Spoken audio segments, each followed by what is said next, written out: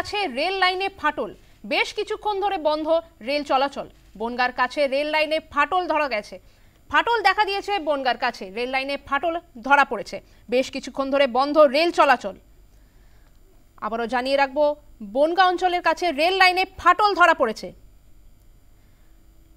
বনগাঁ স্টেশনে ঢোকার মুখে রেল লাইনে ফাটল, বেশ কিছুক্ষণ বন্ধ রেল চলাচল। দুর্ভোগের যাত্রীরা ব্যস্ত সময় রেল লাইনে ফাটল ধরায় দুর্ভোগের মুখে পড়তে হচ্ছে যাত্রীদের। সেখানে রেল মেরামতির কাজ চলছে। এই মুহূর্তে যে ছবিটা আমরা তুলে ধরছি, রেল মেরামতির কাজ চলছে বনগাঁর কাছে। আবারও জানিয়ে রাখবো, বনগাঁর কাছে রেল লাইনে ফাটল ধরা পড়েছে, বেশ কিছু ধরে, যার জেরে বন্ধ রয়েছে রেল চলাচল।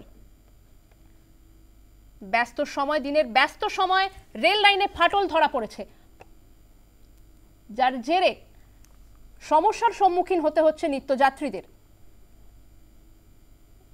রেল লাইন মেরামতির কাজে শুরু হয়েছে, রেল লাইন মেরামতির কাজ চলছে সেখানে।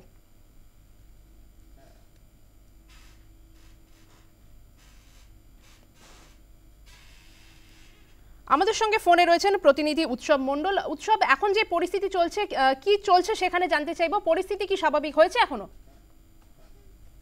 তোমাকে যেটা জানাবো সেটা হচ্ছে, আজকে সকাল 9:30 নাগাদ রেলের যে সমস্ত কর্মী থাকে তাদের চোখে পড়ে যে বনগাঁ স্টেশন থেকে ডাউন ট্রেনে যেটা শিয়ালদার দিকে লাইন গেছে, কিছুটা যাওয়ার পরেই রেল লাইনে ফাটল তাদের চোখে পড়ে এবং তারা পরবর্তীতে সেটা ওখানে ট্রেন দাঁড়িয়ে পড়ে এবং এই রেল লাইনে ফাটলের কারণে বনগাঁ শাখার বিভিন্ন স্টেশনে চাঁদপাড়া, গোবরডাঙ্গা শুরু করে ঠাকুরনগর একাধিক ট্রেন লাইন দাঁড়িয়ে পড়ে। এবং তুমি জানো যে সকাল এই সময়টা অফিস টাইমে এই ঘটনাকে কেন্দ্র করে কিন্তু যাত্রীরা চরম হয়রানির শিকার হন। এবং যদিও রেলের তরফ থেকে যেটা জানানো হয়েছে, তাদের বিষয়টি তাদের নজরে আসার পর দ্রুত গতিতে তারা কাজ শেষ করতে শুরু করে এবং প্রায় 1 ঘন্টা ট্রেন চলাচল বন্ধ থাকার পর পরবর্তীতে এখন ট্রেন চলাচল শুরু হয়েছে। তবে যেহেতু অফিস টাইম, এই সময় ট্রেনের এই বনগাঁ শাখায় ট্রেনের চাপটাও বেশি থাকে, একাধিক স্টেশনে ট্রেন দাঁড়িয়ে থাকার ফলে এখনো কিন্তু বলা যেতে পারে যে ট্রেন চলাচল শুরু হলেও সেই ট্রেন চলাচল কিন্তু স্বাভাবিক হয়নি।